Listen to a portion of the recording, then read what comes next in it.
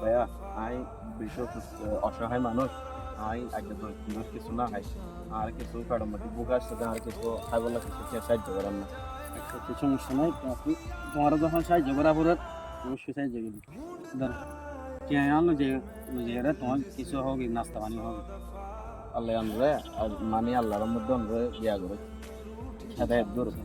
দাদা খাল্লা খায় ও ভাই কে হ্যাঁ ভাইজান কি হবে কে আনলো রে তোমার ফোয়াল্লা নাস্তা পানি লই যাইও তারপর ফোয়াল্লা শীতর হল লই যাইও শীত যখন পরে শীতর হল লই যাইও ও আর গিয়া বললা এখন শাড়িও লই যাইও তো ভাই আল্লাহ এক করে সিঙ্গাপুর তুমি ঘুরে আইবে।